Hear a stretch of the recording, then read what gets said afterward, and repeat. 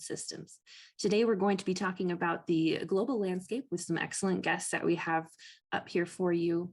If you are looking for further information on this educational series, you can go to institute.dmns.org. We'll be getting started in about just a minute here. Go ahead and open the chat at the bottom of your screen and let us know where you're viewing from.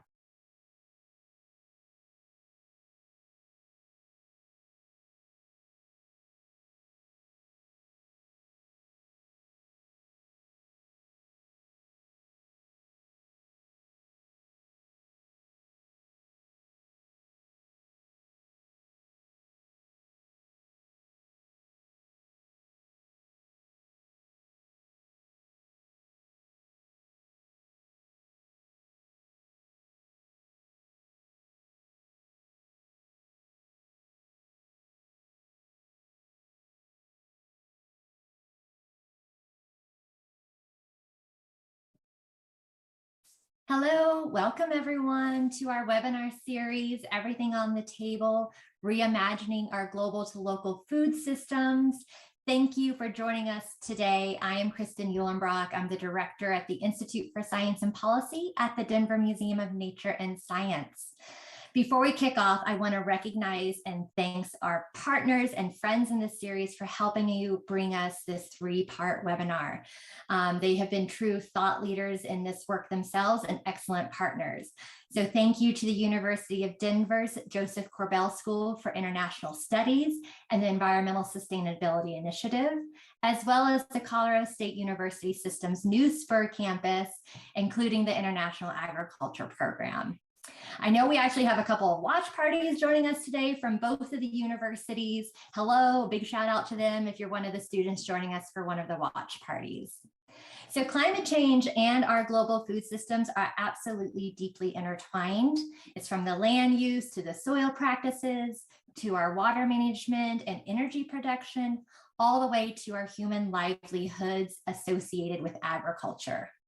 In this three-part series that we're bringing you today, we're going to be diving really deep into the complexities of this interconnected system. Climate change is here, and it's continuing to put pressure on our food systems. It's will continue to put pressure on our food systems, especially as our global populations expand.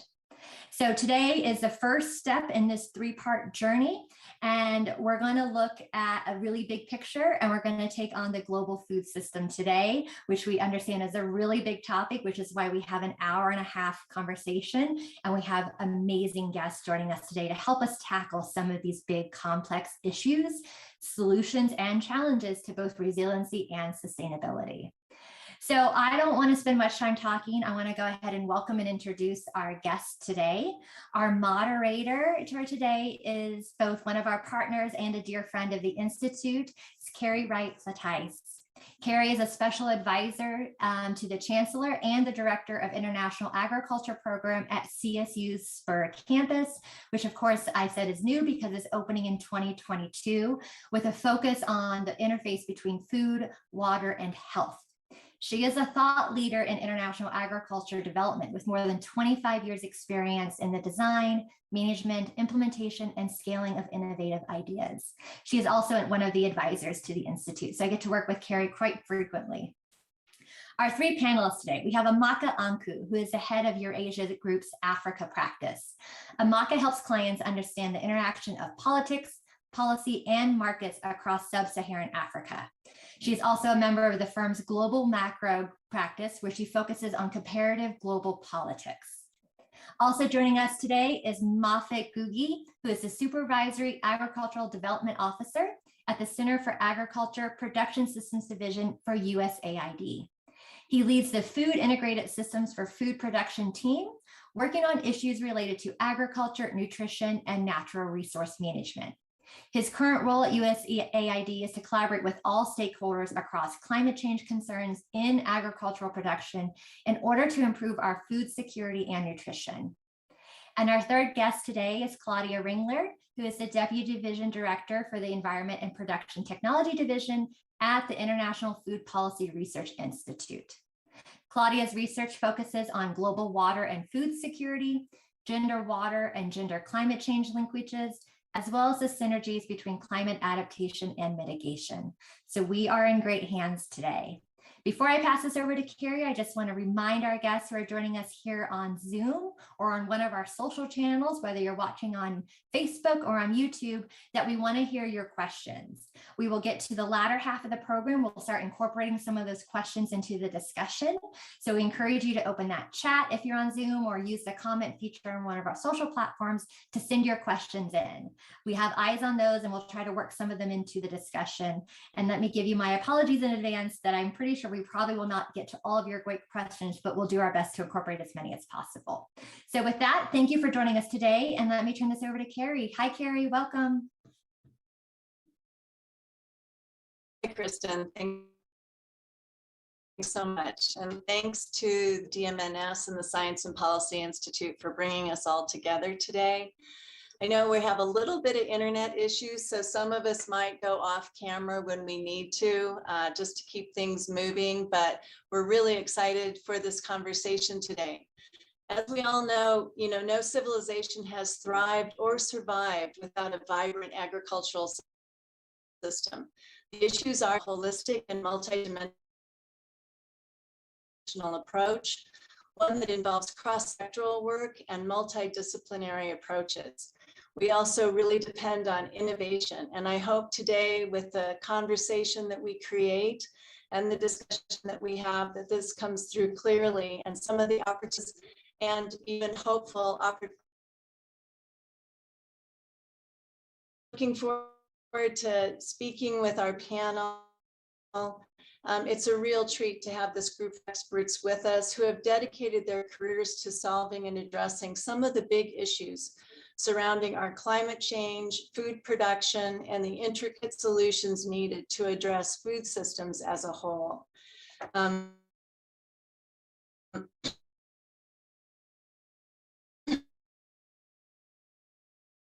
As Kristen mentioned, as well.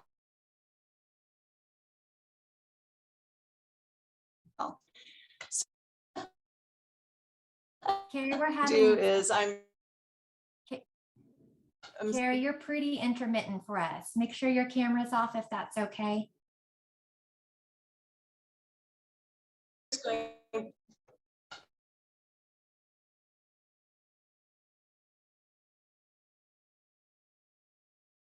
Everyone caught that? No, Panelists Carrie. First. Yeah, Carrie, let's go ahead and turn to our panelists. Your internet's pretty unstable right now, and I haven't heard very much of what you've had to say. Oh dear. Okay, Oh dear. Why don't we start with and kick off with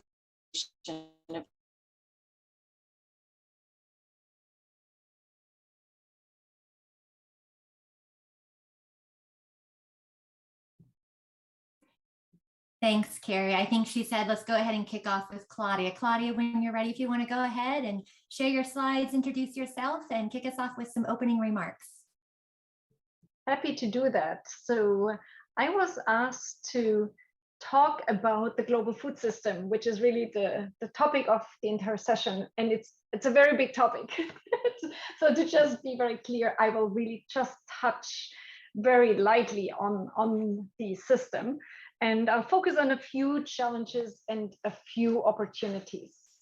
So what you hopefully can see on my screen here on the left are key elements of the food system, or what we also say food systems, because there are many of these out there.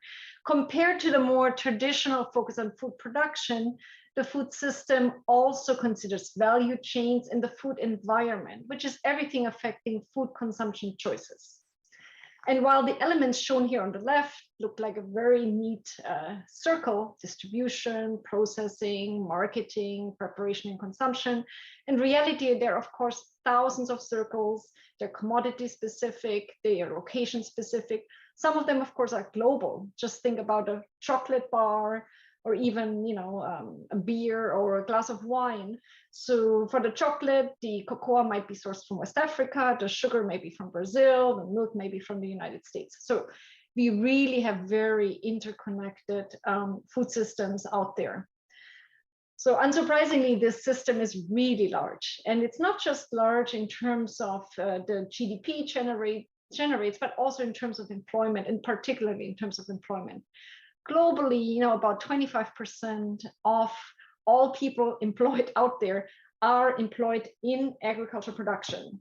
So basically just one small sliver of the food system, the direct production side in the field, on the farm, on the pasture. But of course, as economies develop, there has been a shift.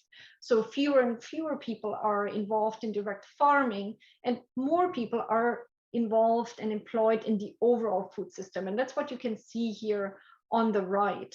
So in the United States, for example, the food system together accounts for about 5.2% of GDP, 2019 numbers, while production itself only accounted for 0.6% of GDP. The same if you look at the job side. So we have 22 million jobs in the food system in 2019 in the United States.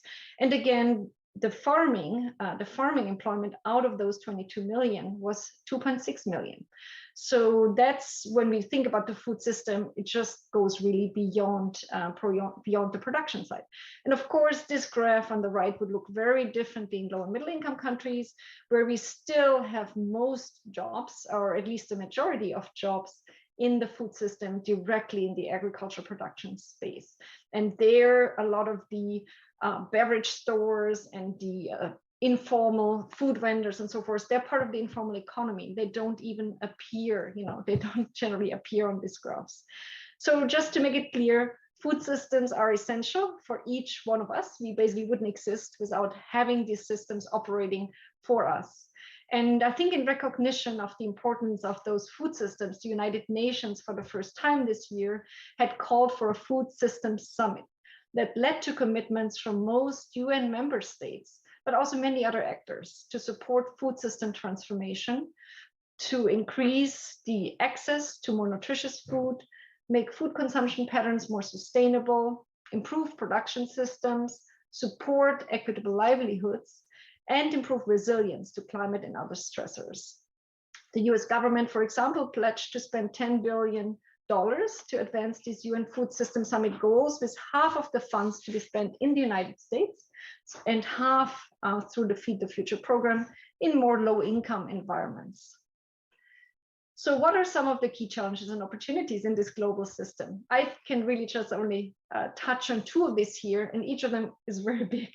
The first one is inequity in access to food. There are many indicators that show this huge inequity that we see in access to food. And of course, inequity exists anywhere and everywhere, but there is some very strong global and regional differences. So currently about 800 million people are undernourished, so they do not have enough food for a healthy life. That's about 10% of humanity, of all of us, so it's huge. Children are particularly affected by undernutrition. And in 2020, the last numbers that we have, about 20% of all children below the age of 5 were too short for their age because of a lack of access to nutritious food. This often means lower cognitive skills, lower lifetime earning capabilities, and more or less, those are lost generations.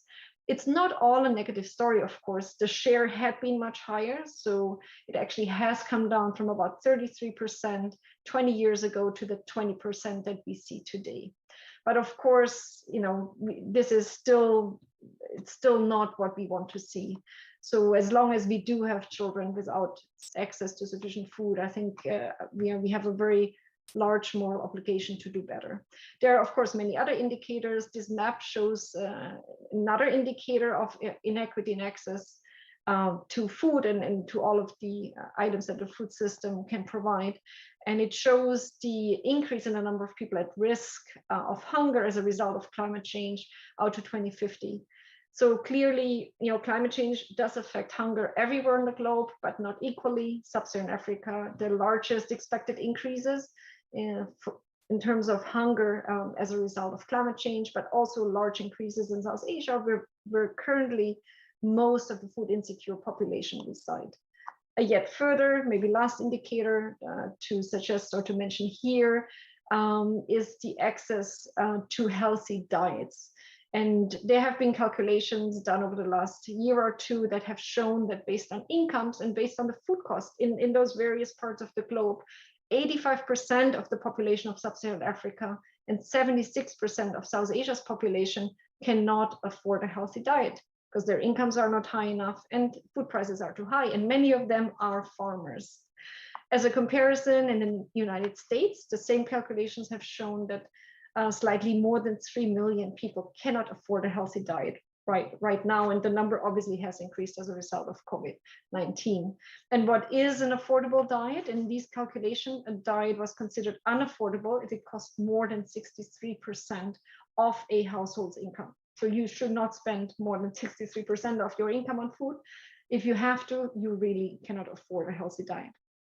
So this sounds a lot like doom and gloom, but of course it's not all doom and gloom. There are opportunities across this entire food system space to reduce the cost of food, to improve access to cheaper and more nutritious food options such as vegetables, fruits, eggs, and milk. For example, innovative technologies for cold storage, solar cold storage, improved increased expansion of small-scale irrigation options, particularly in sub-Saharan Africa, but also in South Asia. So these particular interventions don't only allow the production of more nutritious food, the availability of hopefully cheaper food on the markets, but also they can grow the incomes of those smallholder farmers who are more often undernourished than urban dwellers, at least in low and middle income countries. Another suggestion is biofortification of staple foods that poor people already can afford, such as cassava or wheat or rice with micronutrients. So that's a further opportunity that's currently being rolled out in parts of the world. The second challenge I would just like to highlight, and also obviously the second opportunity, are the environmental impacts of food systems.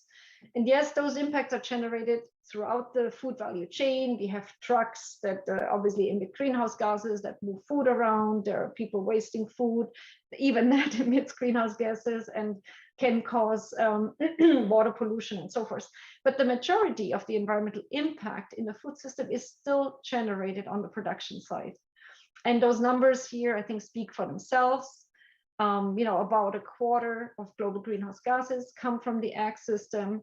50% of habitable land is used by agriculture, by food production. 70% of global freshwater withdrawals used in agriculture production.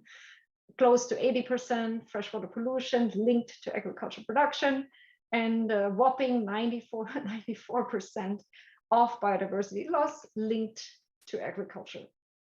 Even COVID-19 is indirectly an outcome of inadequate natural resource management that has brought wildlife and humans more closely together.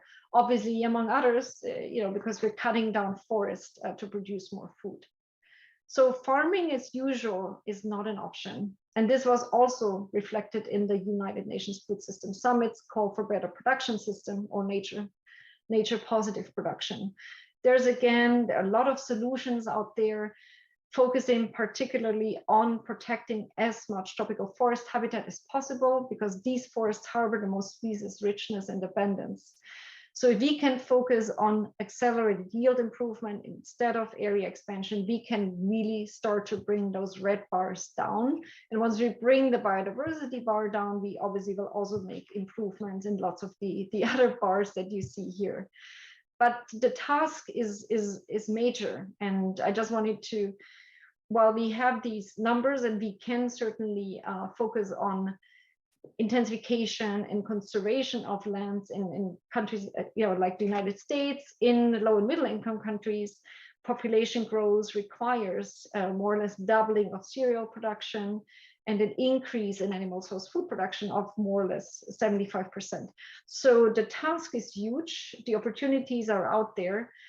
We know with precision agriculture technologies, with climate resilient seeds, we can really conserve many of these natural resources while producing more food with better grain storage, we can reduce aflatoxin risks and thus also retain more of the food that we have produced.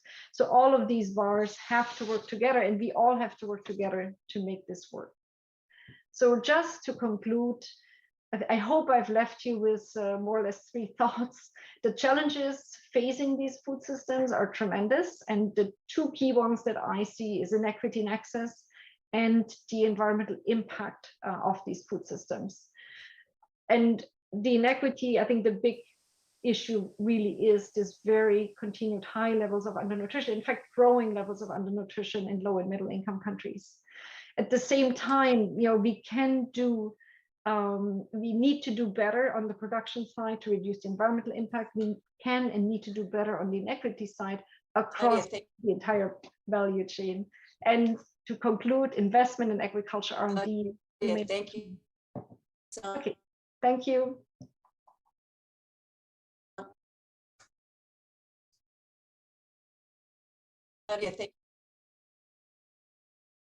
Claudia, thank you so thank you so much.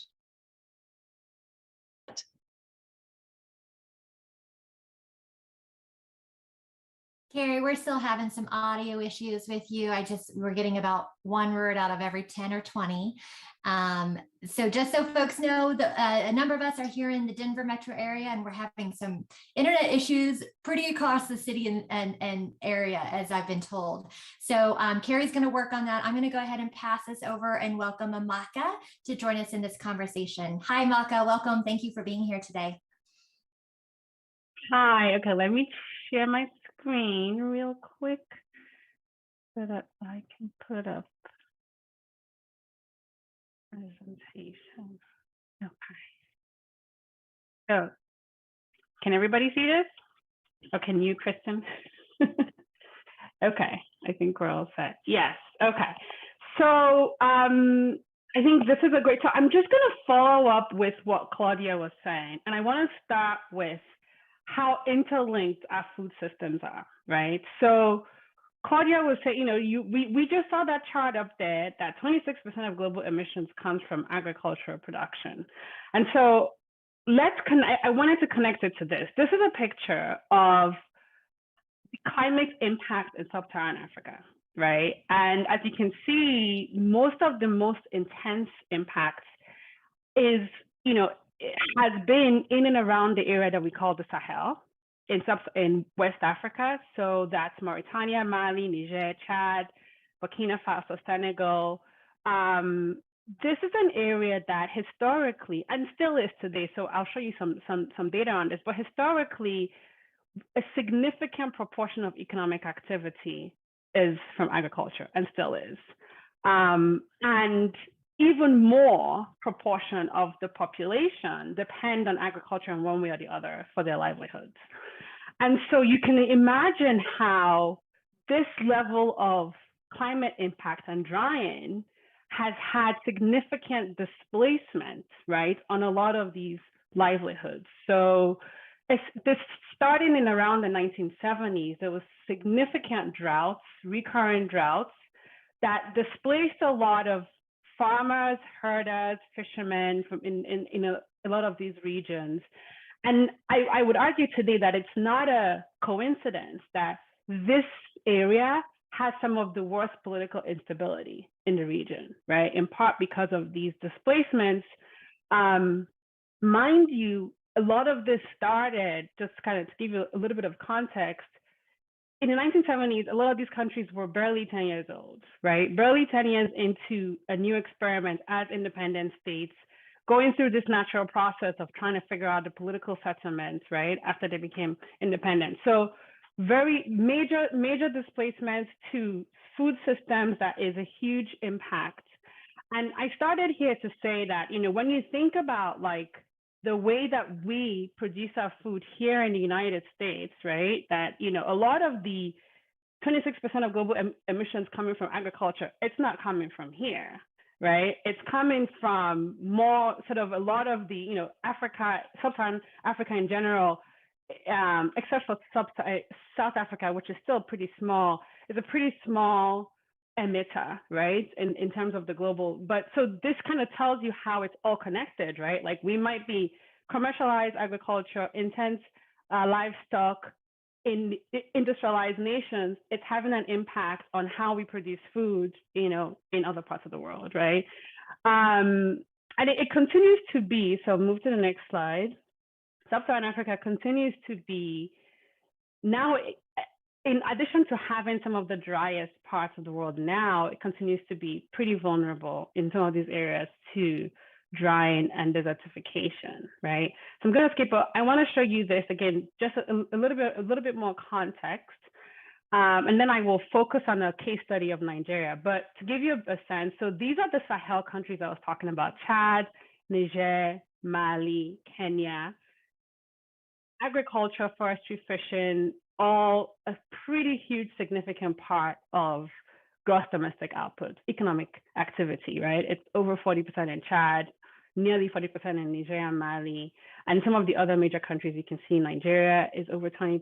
And at the same time, these countries have some of the least ability to address the impact, in part because of the disruption, of course, not all, but in part because of the disruption also from climate change, which hurts productivity, which hurts the ability to collect revenue, and so on and so forth, right? So this just shows you sort of budgeted spending, right? This is the US with, you know, maybe less than 1% of economic activity from agriculture, but it's spending almost, you know, nearly 1% more on agriculture than some of these countries, right?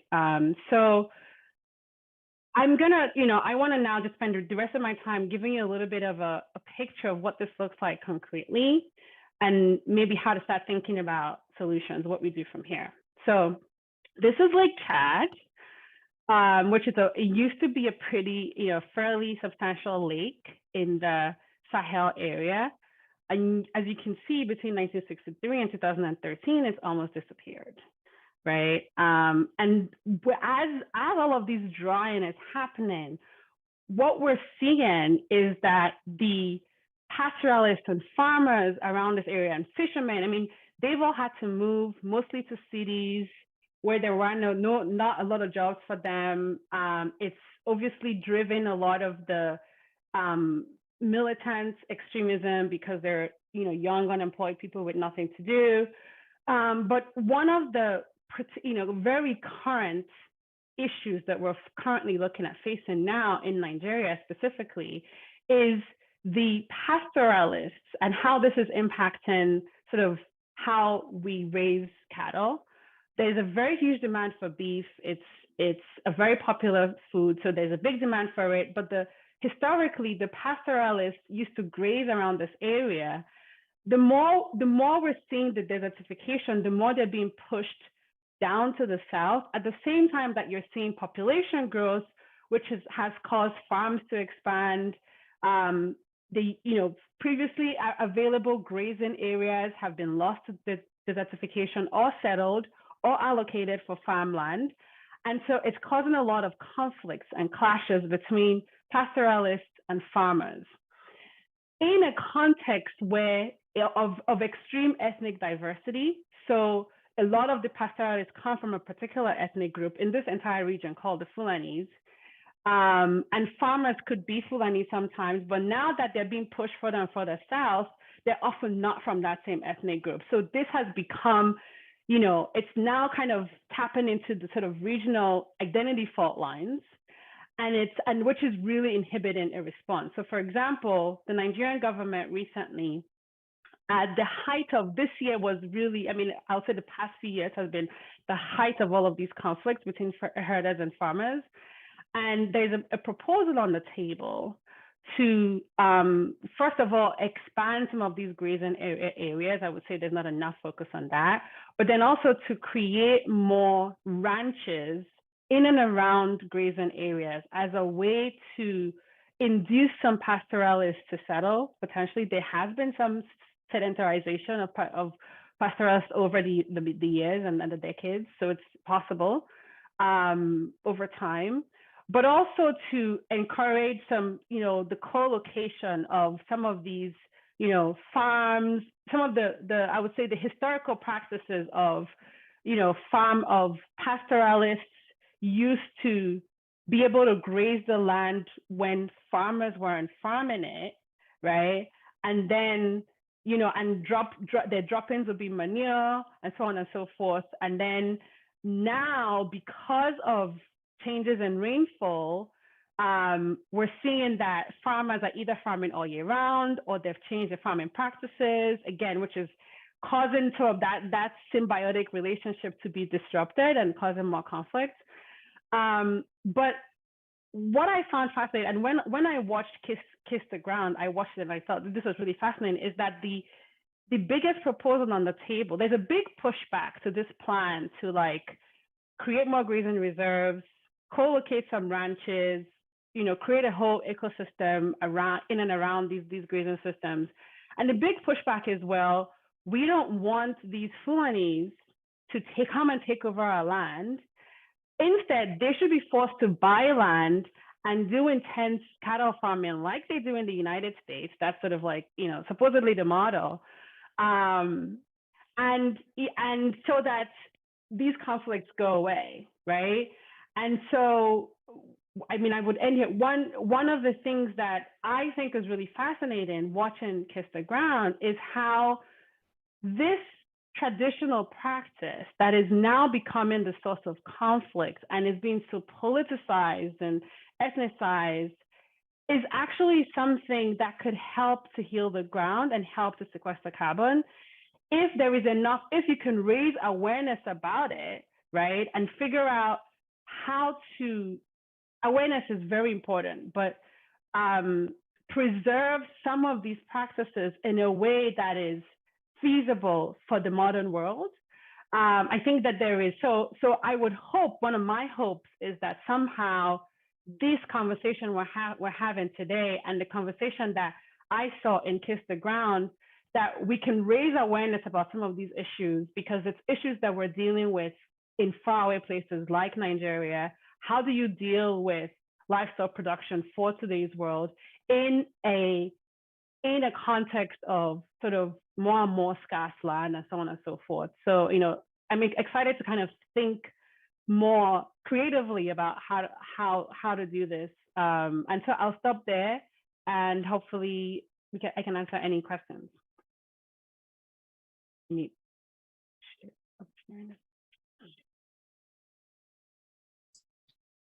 Okay, thank you very much, Amaka. That was really interesting. Thank you for the deep dive on Nigeria as well. We're going to move on to Moffat and then have some conversation amongst the panelists before going forward. Moffat, please. Thank you, Carrie, and glad a little bit the internet is coming back. I want first of all to acknowledge everybody that has joined us. Thank you so much with all the live viewers and maybe anybody who will follow this later. I think the context has been said very well from Claudia, from Maku. And one of the things that is very exciting is a lot of the discussions happening on United Nations food systems and what we will do to both meet the needs for food security as well as cope with climate change. I work with the U.S. Agency for International Development, and part of our role, of course, is in implementing a lot of the work that the U.S. government supports overseas to address hunger and malnutrition and poverty. But I want to start off maybe a little bit setting the context as well, relating to basically the trajectory humanity has taken and the predicament we find ourselves in today. So I think several references have been made to Kiss the Ground. There's a lot of discussion on what's happening. I know we certainly have a very particular audience here in Colorado, all the farmers, ranchers, educators, academicians, researchers. There is so much that kind of needs to be dealt with and handled as relates both climate change and food security. And the trajectory that we've had is that basically we've been living in what may be thought of as a golden age of agriculture, where for maybe the last 10,000 years, for majority of human history, we just always had sort of a little bit of your hunter-gatherer kind of livelihoods. And 10,000 years ago or so, there was the Agrarian Revolution, and some will argue that it actually really domesticated us, human beings, not the other way around. But in any case, we had the Agrarian Revolution, and that has sort of set us on a path where we've had the way that we feed ourselves and our communities throughout. Industrial Revolution came around, and we see a doubling down of how we use land and how we implement our agricultural activities, where a majority of the people started moving into cities, and rural areas were then left mostly with fewer people, but again with a lot of industrial solutions to feeding people. And we really did overcome major challenges that had been expected in terms of food shortages and so on. And then coming all the way into the Green Revolution, where again, another level of intensification happened, where we saw a lot of productivity go up, major hunger problems thwarted, especially in the India and Pakistan and the Indus Valley. But the Green Revolution also left us with quite a bit of some negative other elements relating to social and environmental impact on the ground. And this is even yet before we had begun really contemplating or confronting what we see with climate change. So as we turn into the 20th century right now, a key effort that we now have is a thinking around how we are going to intensify. And I saw already in the chat somebody asking, how is it that we're going to really be meeting these challenges while preserving our environment and our resources? And a key idea that has come up is sort of sustainable agriculture intensification. Things like regenerative agriculture, climate smart agriculture. All these are concepts that I think have been very well researched. I know stellar institutions such as Denver and Colorado State University do really good work training people in terms of understanding our natural resources and how we use them.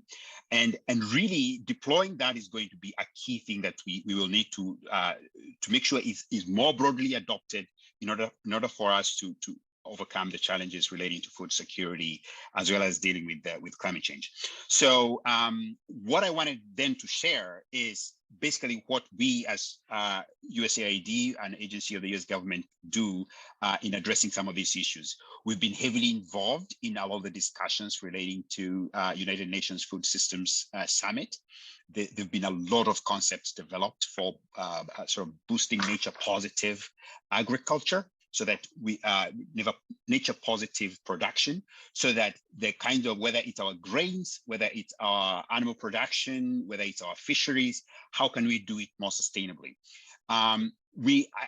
The bureau that I work with actually implements the US government's flagship effort on hunger and malnutrition globally.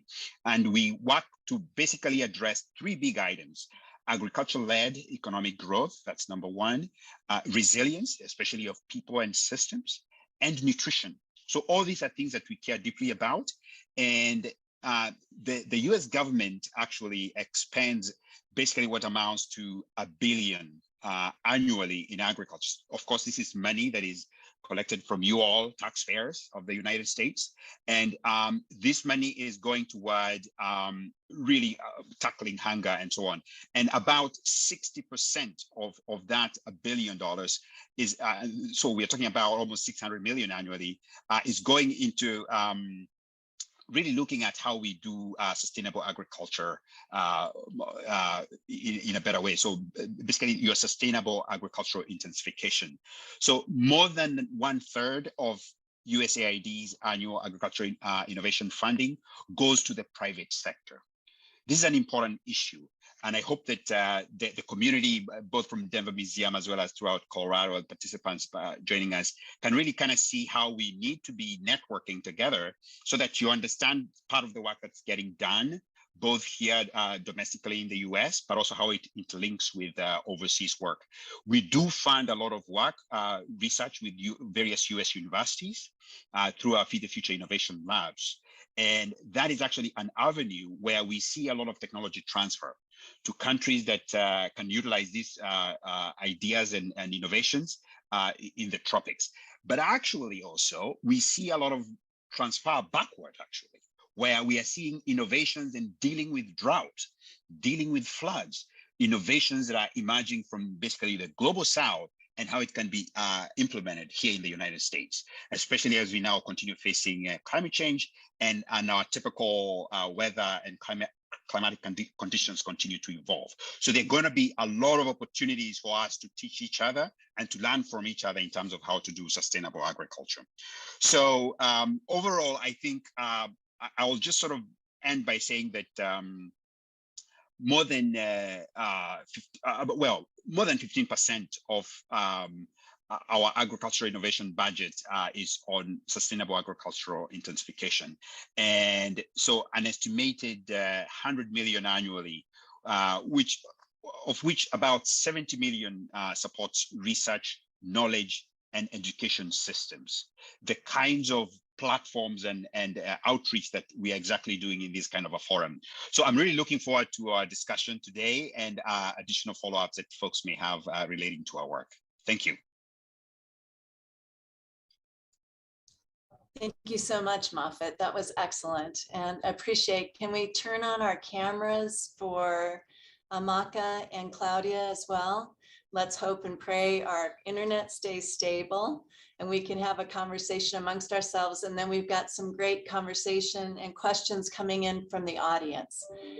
So we will get to that. But I'd like to hear a little back and forth from taking it at the larger global scale initially, and the focus in and on Africa. Amaka, thank you for that information. And then back to how US government, and is funding and working with both private and public sector. I think that's a very important focus for us as well. But what has kicked up that you guys would like to really emphasize in terms of how climate is impacting our global scenario and what we can do about it as individuals?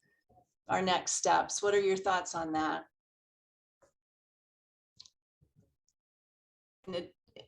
Can you hear me?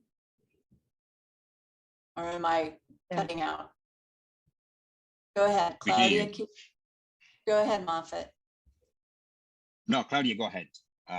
Yeah, I mean, just I guess a little anecdote. So what can each of us do about this? There was I think a Gallup World Poll recently, that asked 1,000 or more people in so many countries of the world, more high-income countries, what they would think would be the best steps to reduce greenhouse gas emissions. And top on the list was, plant more trees, more climate smart farming. And imagine what was on the bottom of the list. What were the smallest number of respondents were interested to change their consumption habits, and that's specifically meat products.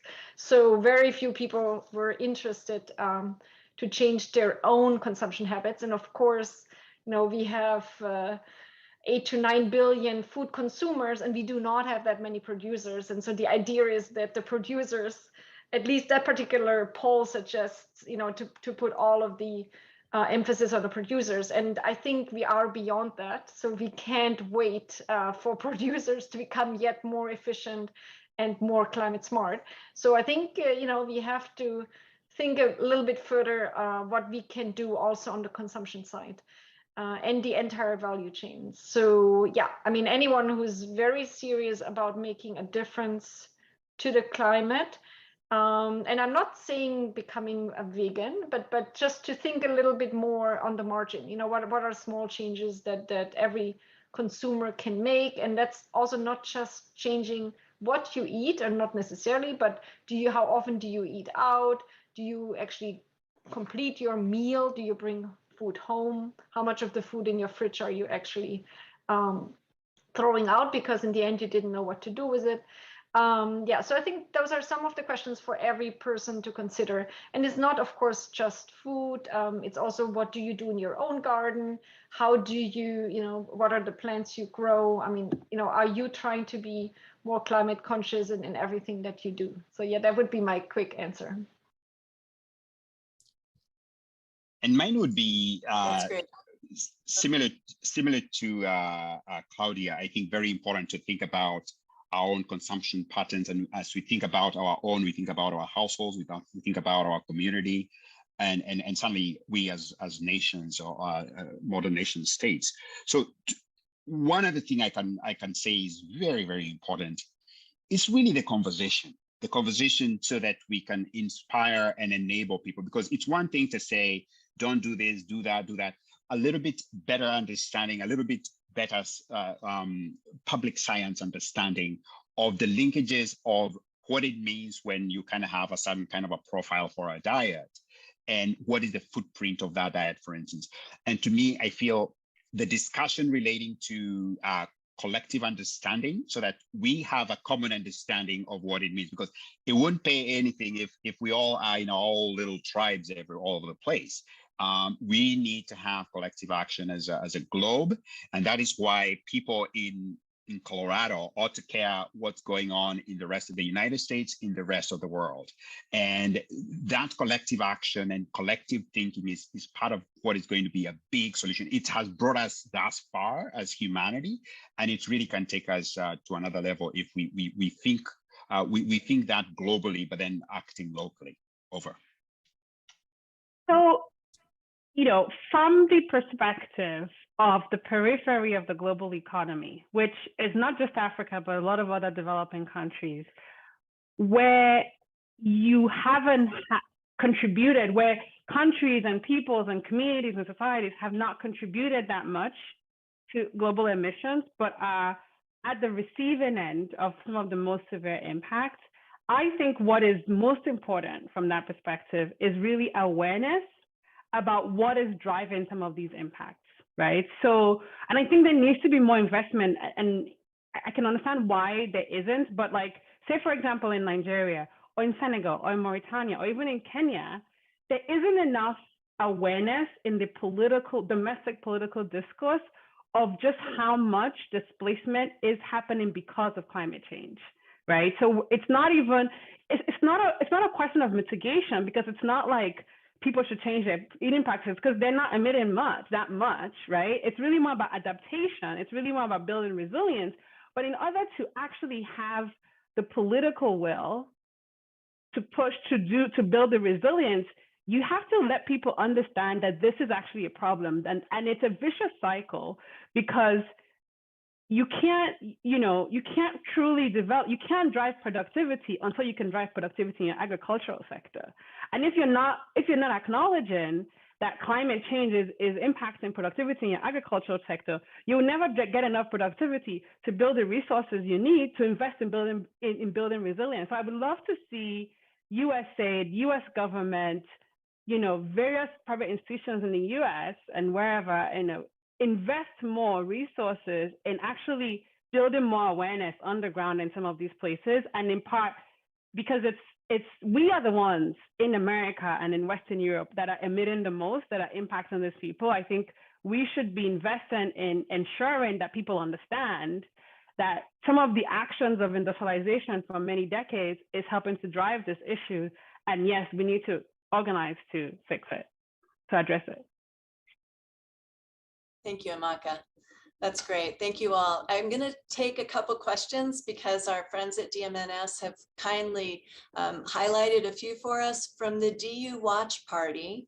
The question is there a way to address international supply chain issues without an international authority? What do you all think in terms of how we address international supply chain issues?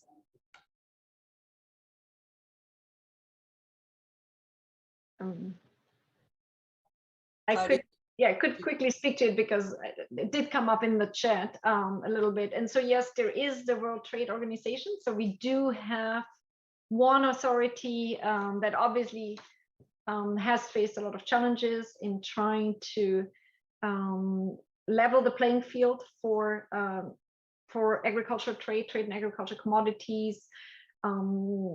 People engaged in, there's a lot of people engaged in the costs and the benefits. I mean, the costs of having poor trading systems and the benefits of improved trading systems.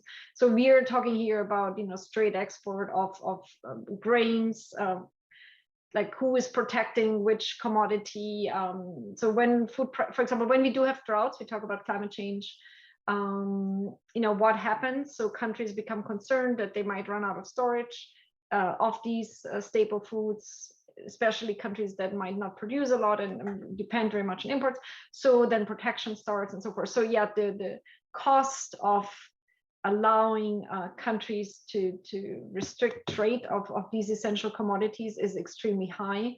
It also leads to speculation, huge food insecurity, malnutrition outcomes.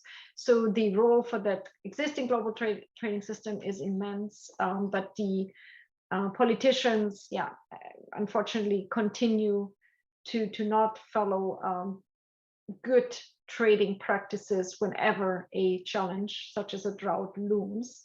So that's an area where we need to work on more. We need more global commitment, I think, from the main players.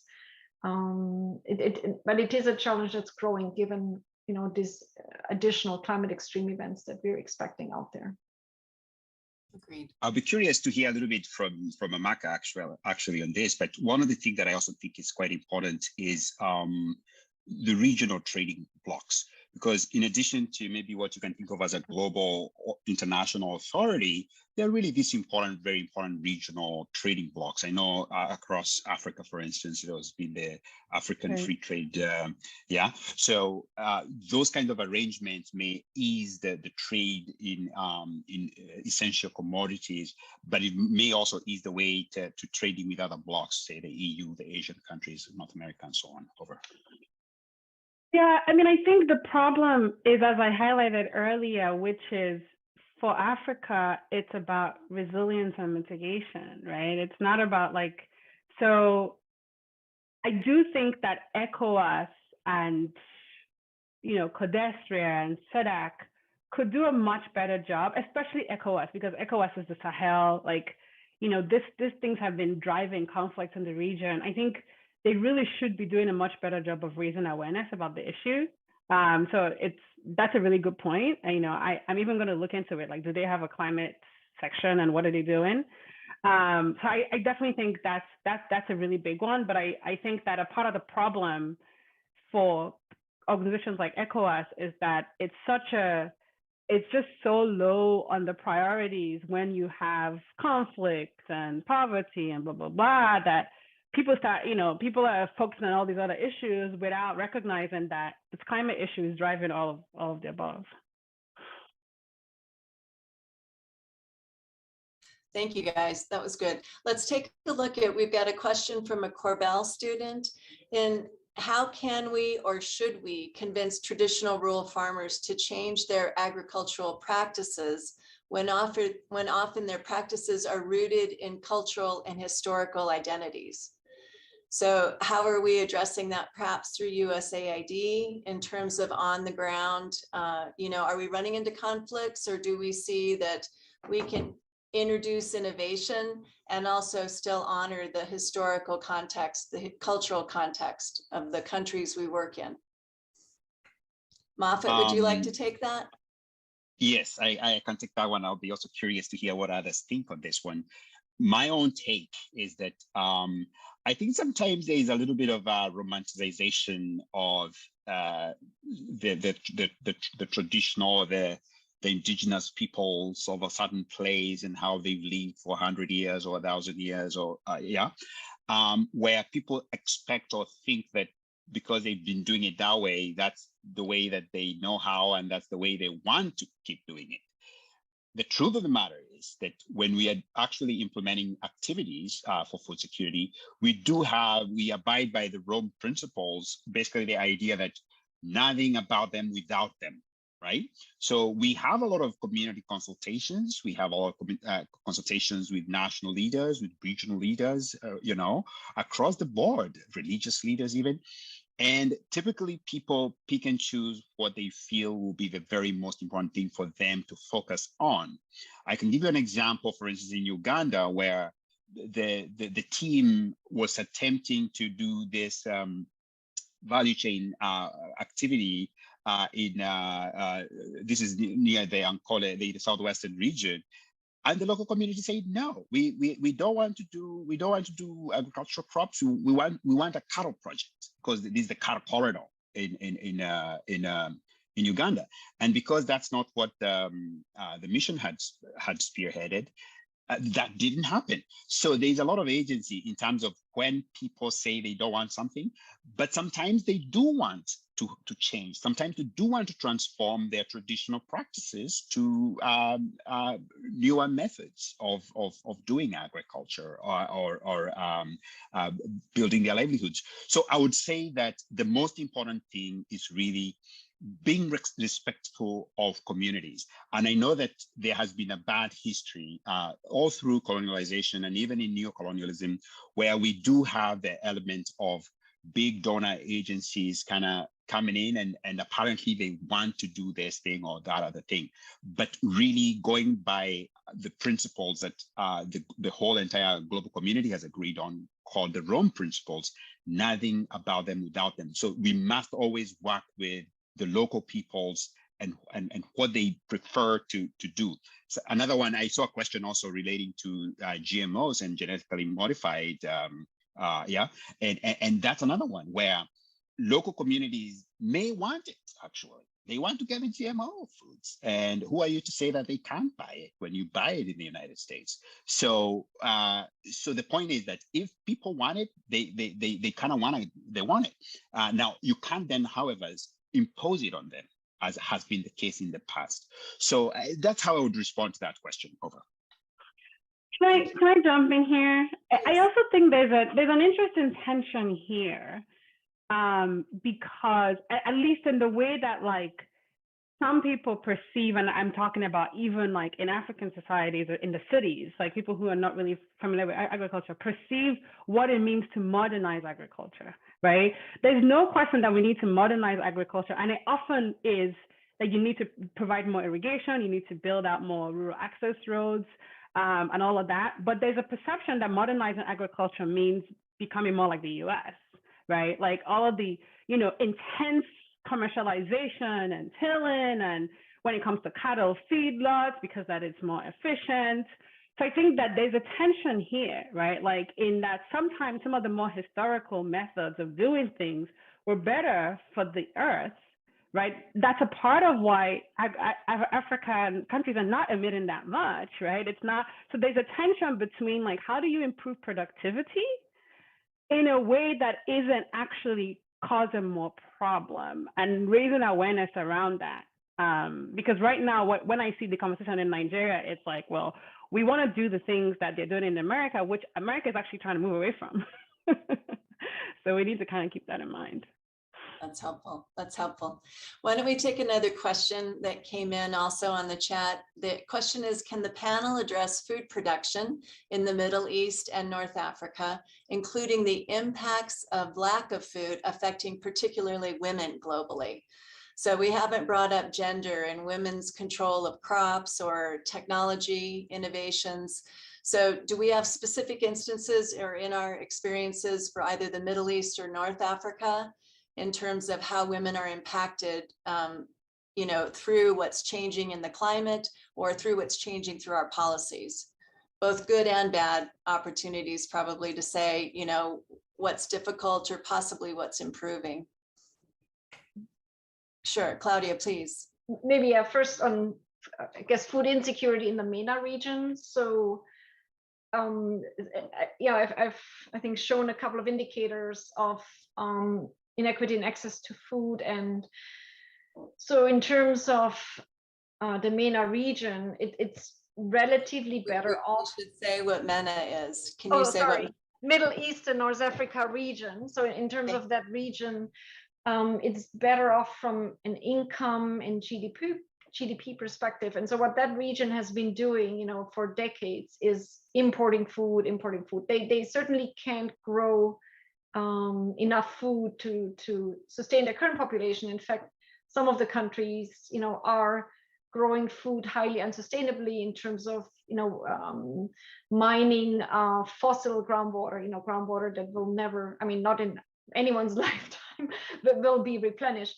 So there is, they should not grow staple foods. They should import them, conserve the little water they have for high value, service sector, outside agriculture, or a few greenhouse gas produced vegetable and fruit. So that's the direction these countries need to go, because simply they do not have the natural resources to produce food.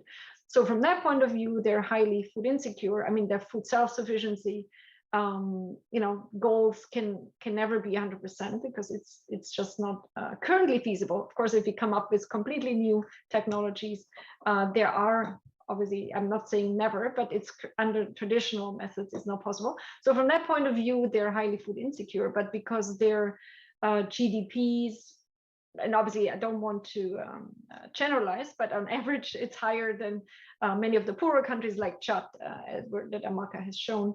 In terms of gendered impacts, yes, we've done a lot of, for example, phone surveys, actually with support from USAID about impacts on diets and food insecurity in rural areas as a result of COVID. And yes, there definitely were gendered impacts. So we've often seen that women were the first ones who stopped eating 3 meals a day because obviously they want to provide for the children first, and then also for the main breadwinner, usually the men in the household.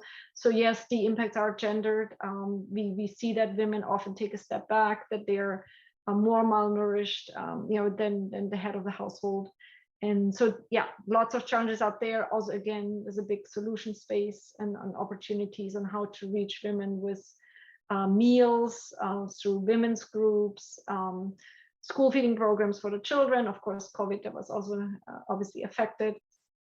Direct health services, direct support to women, and of course, increasing women's agency in agriculture. So that's another direct entryway to improve their food security. Thank you. Absolutely. Thanks, Claudia. Those are great thoughts. Mafid or Amaka, do you have additional thoughts in your research or work?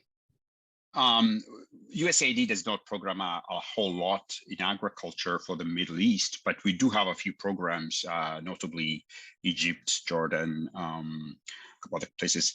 Now, of course, a lot of the richer countries in the Middle East obviously already have a lot of income from petroleum, so they are not really categories that we've delved into.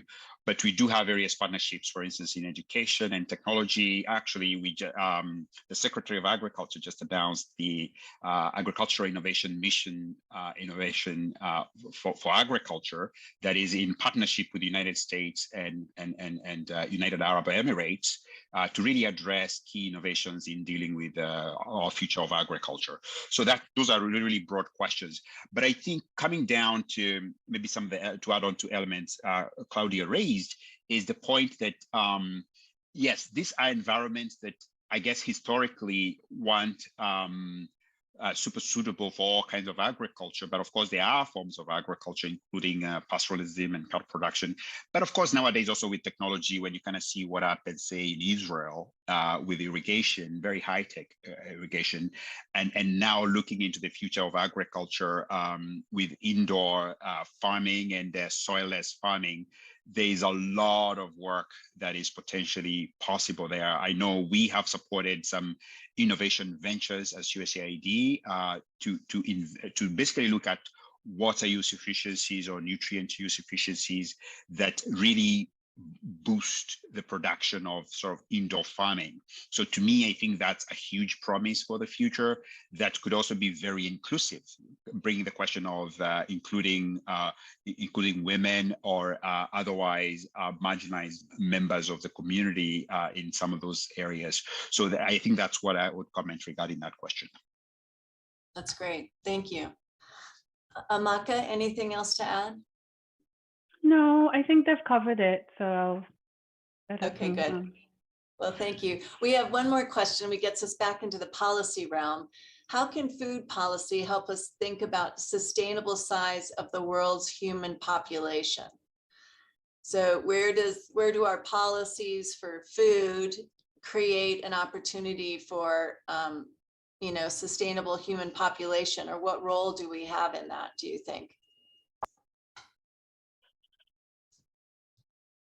I mean, we've dealt with famines. The CGIAR, which Claudia and I have both worked in, is celebrating its 50th anniversary this year in terms of being able to get rid of famines that were going to be widespread in the 70s. And I know there's some technology issues since in terms of how that was addressed, but we have avoided mass famines as a result of the technologies that we have come through the United States and a lot of the land grant universities actually in our process. Moffat, what do you think? Of course, this is a very sensitive issue, and I think history has kind of taught us a little bit to be wary of any kind of predictions. But of course, we can do a lot of modeling and anticipate certain scenarios and trends that we already see, and what that would portend for us as humanity, basically, on this planet. And I do not think that there's any use or any feasible ways to really enforce that globally, rather than trying to think of a number that we mustn't exceed.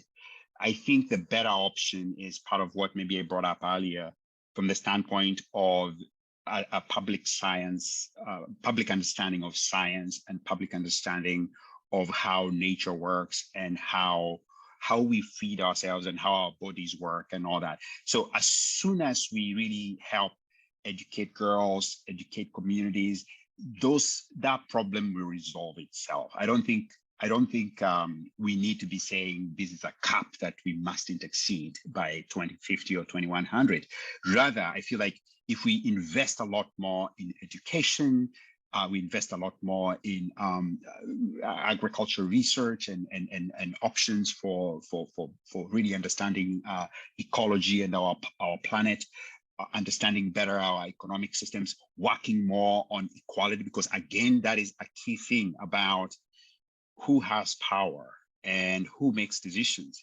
And if we are working more equally, I guess, from the approach of how our resources get allotted, then we find that we are moving toward a trajectory where people are going to make the right choices for their families and for their households. And we do not need to have rules or caps about how much, but of course it's a crisis, and we do need all hands on deck. Research, of course, is a big bright light in terms of innovations, because we've innovated our way out of a lot of problems in the past. We are yet to see whether we will innovate ourselves out of this one, but the hope is high that we can. Thank you. Does anyone else like to add to that? Claudia or Amaka? I mean, Moffat already said female secondary education, in fact, is really one of the key interventions to ensure that family size is what families want the size to be, and obviously access to family planning, but otherwise, and obviously income growth. I mean, there's a very clear, one-on-one relationship between families with higher incomes and family size. So, but families that I've met, and I think many of you, in Africa, they would like access to family planning, but they don't have access.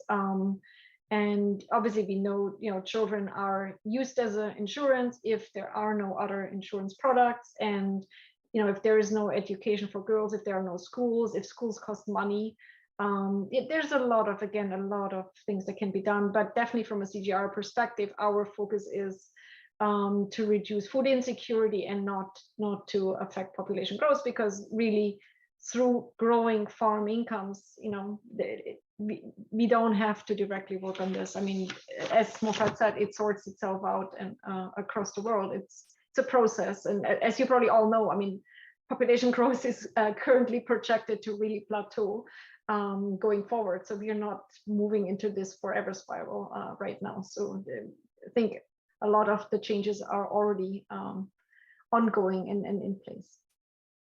That's a hopeful message, actually, that we're getting there. Amaka, anything else to add? We do have a couple more questions too. Yeah, sure. We can move on. I think they've answered it very well. Okay, super. Well, let's see. We've got one. It's actually to Claudia more, but what do you think is the greatest opportunity to increase productivity? You talked about decreasing the amount of land we use and increasing production, but what is the best way we can go about that? I mean, from all the research, I think that CGR and others have been doing, I don't want to just speak for CGR. I mean, definitely seed technologies. improved seeds have made the largest difference. It really has. I mean, just imagine if we would be at the yields of 40 years ago, how much land, there would be no more tropical forest really left. There would be no natural park if we would not have made the tremendous improvement in seed technology. So that is the number one. But as Moffat also said, there are other innovations, and we have been able to innovate ourselves out of a lot of problems. And it just, I've done a little bit of research recently on cultured milk protein. It sounds strange, so but you can grow milk protein in a lab. You can convert it. Ice cream is already available from cultured milk protein. Costs can come down if there and investors are out there. So if you convert, you can produce milk powder, can make that more cheaply available going forward in low and middle income countries, increase access to animal source food, reduce the number of milk cattle that's out there, meet a huge unmet demand that's out there without necessarily displacing traditional milk producers, at least in low and middle income countries. So that is one of these innovations where you really innovate yourselves out of a lot of challenges if this moves forward. Right. Well, and that actually goes to your other point earlier, and I think everyone's alluded to it a little bit about waste diversion in terms of the global food system. How do we see waste disposal issues of products such as plastics and food waste? Recycling, compost, how do they influence the climate impact as well as disproportionately affect people of different communities globally? Where do we see waste is coming into our policy overviews, as well as what the measures we're taking now, recycling and compost, and how those might be impacting those in developing countries or globally? Do you have thoughts on that, everyone? I know we've talked about a Go ahead. Yeah. Go ahead. I mean, there's definitely some very interesting research and attempts to turn waste into energy, right? In parts of Sub-Saharan Africa and other low-income countries that are very energy poor. So I think that's a very interesting use. And then I just wanted to add to the answer about increasing agricultural productivity from the perspective of kind of low-income countries, middle-income countries, low-income countries in Sub-Saharan Africa. Yes, improved seedlings, yes, some more fertilizer use, but I think we don't talk enough about the role of rural infrastructure, right? Like, say, for example, Nigeria, I would say more than half of tomatoes produced, grown, actually perish before they ever get to market, in part because, rural access roads are non-existent or really poor. And storage is so poor, right? Like, you need cold storage systems, even grain storage systems, but especially cold storage systems. That's an area that I would say policy really needs to focus on improving and investing in to improve productivity. So a lot of this stuff, it doesn't even require like major technological inventions. It's like pretty basic stuff. Build some roads, build some storage facilities, and it will go a long way towards improving agricultural productivity. Plus, just also do the things that mitigate conflicts, right? For a lot of the Sahel region, conflict is the major obstacle to productivity. Yeah, thank you. Those are excellent points. Yeah, I was going to add that very important points there. The whole idea of waste and how big it's become, especially when you kind of think about plastics, is partially coming from how we've sort of segmented our economies. And I think a lot of the energy coming off of the United Nations Food System Summit is really to say that our economies are one thing. And we need to think about whatever it is that I'm producing, whatever I think I'm wasting, actually kind of needs to go into another sector or another use, so that we have this sort of circular economy kind of frame. And from the traditional way of doing agriculture, it was just natural. It's what nature does. Is you whatever you have as your refuse, it kind of goes into the land. It improves the soil, and it's just all cycling. Everything is cycling. So we've kind of moved away from that over the last 200 years of industrialization.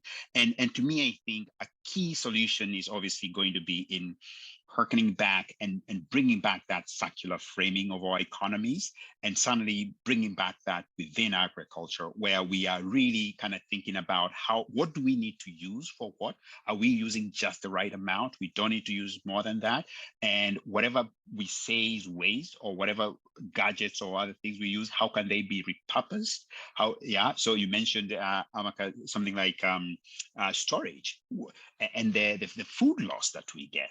I mean, it's massive. I mean, wholly a third of all emissions is just coming from, or some such figure I think I've seen somewhere, is coming from food that's wasted, that was produced, that was never consumed. And so how do we actually reduce that food loss and food waste? How do we then also become more efficient and more more productive? So basically this concept of sustainable intensification, so that we are producing more with less. And then whatever else we say is waste, we are actually repurposing that. So that's a huge thing that kind of takes a mind shift to really happen. And I think it needs to come all the way from the top, because policies and part of what the discussions happening at the United Nations level, at national levels, at domestic sort of local areas, this is all very, very important. Thank you. Wonderful. Can I add one thing on this? I mean, if you want to move on, that's also fine, but it relates to a question I see in the chat. When Moffat was talking about the circular economy, there's this question that says, what efforts are being made to integrate agriculture, research, development, and sustainable practices with existing practices, right? And I think that what's happening in Nigeria now is a very important case study in this, because the traditional practice of pastoralists grazing the land when after the harvest to help kind of take away the hooves and clean it up or whatever, and then drop in manure, which helps to make it more fertile, which a lot of that has been displaced in part because of climate change, because rain patterns are changing, blah, blah. And right now, the proposal to try and co-locate some of these ranches near grazing areas and have actual trained farm managers, get some data to figure out what's happening with rain patterns, and then you could maybe, give information to pastoralists, right? About okay, so these guys have finished planting, maybe actually there's pasture this way, right? Right now, these guys are planting, don't go this way, whatever, that sort of information. I think this could be a very interesting experiment model, right? If it works to kind of follow. And I would say to help make it work, right? To use some of these practices that bring back some of the old practices that are not available now because of climate change, but using technology to predict sort of, what's happening with rainfalls and whatever, to direct movement in the right way could help to mitigate conflict, as well as, just be a healthier way to increase productivity than just pouring chemicals. That's excellent. I think, can you hear me? Am I coming through? Great. I have two more questions. Let's take a look at how do global agricultural problems affect Coloradoans? And you guys have done a wonderful job of sort of setting the stage and giving us the big picture. And I know, Moffat, you studied here with us in Colorado and got your PhD from CSU. And so I think, and you've all are from other countries and have had a chance to work and live in the United States as well. So when you're looking at our global issues and how it translates into why we should care, why we should be engaged and a part of it, what would you like to say to our audience in terms of global ag issues affecting those of us at the state level? Who wants to tackle that first? This is a very exciting one for me, because it's indeed that we are all on this sort of pale blue dot, our planet here, and we are interconnected. And I believe one of the biggest ones that's very pertinent right now is in kind of looking at disease ecology, and part of what we see with emerging diseases that I guess for a long time have been thought of as being tropical diseases or a tropical burden. We are seeing changing occurrences and global travel, but also just what we're observing with climate change is sort of opening up new niches for all kinds of organisms. And so that's just one big one. Obviously, right now we're in the throes of COVID recovery, and who knows what else we might be able to get. So the extent to which we as communities, say in Colorado, could help understand what's happening elsewhere in the world. How can we help solve problems? I know there's a very good veterinary unit at University of up in CSU, and they do very important work in terms of understanding epidemiology, both of livestock diseases, but also pests and so on. So that's a very important, big one that has a big impact on people in Colorado right now. So actually, we are facing, I don't know whether I believe Secretary Vilsack, when he came to Colorado last week, probably mentioned a little bit the African swine fever as something that has already hit the Hispaniola Island in Dominican Republic and Haiti. And if, God forbid, something like that kind of hits the United States, I mean, it's going to be massive, massive impact on this country and in the agriculture sector. So if we have the tools, if we have the networks, if we have the understanding to have conversations with each other, we are able to tackle those problems well. So that's just one, but I'll also highlight another one relating to what I mentioned earlier in my opening comments about that the United States government supports a lot of research overseas. But what we're also seeing is that that research overseas comes right back to the United States in terms of supporting and helping boost agricultural systems here in the United States, and certainly the economy here in the United States. So I'll mention those two. Thank you. Thank you. And thanks for mentioning, we have in the midst of African swine fever vaccine production, possibly out of Colorado State University, and something we're very keen and aware of, in collaboration with one of our CGIAR centers called the International Livestock Research Institute in Kenya. So, I mean, the interconnectedness, you're completely right, Moffat, how connected we are and how much we rely on each other. Amaka and Claudia, would you like to answer that before we move on to our next question, please? Go ahead, Claudia, and then I'll go after you. Yeah, so I guess for me, I would just say more generally, so low income countries import, they need to import a growing share of their food because agricultural productivity has not taken off, including in Nigeria. I mean, there are good signs in various countries, Rwanda, Ethiopia, etc. But despite that, every year, these countries currently import more food. And that food has to be produced somewhere. They import more food because populations are still growing faster than agricultural productivity. And of course, we are, as I've showed you, the number of undernourished children is still large and too large, but it's going down. So that means, someone is getting more food, and that food has to come from somewhere. So the United States remains one of those countries, United States, Europe, and then are still the key regions where, those countries that can produce enough food, including the Mena region that we talked about, but also Sub-Saharan Africa, are importing their food from. And so I think, why does it matter? The United States does produce surplus food. Canada does as well, at least in some of these commodities, of course, not in chocolate bars, but in some commodities, and those are essential for global food security. So it's, I think, very important for countries like the United States to not abandon agriculture, to also not abandon agricultural sciences, to not abandon agricultural technologies, but to continue to innovate in that sector, because there are many countries out there that, for various reasons, currently cannot produce enough food. And so we do need this collaboration. We do need the continued trade, continued global trade, continued global support from rich countries like the United States for these poorer countries that are, whose net food import dependency keeps growing.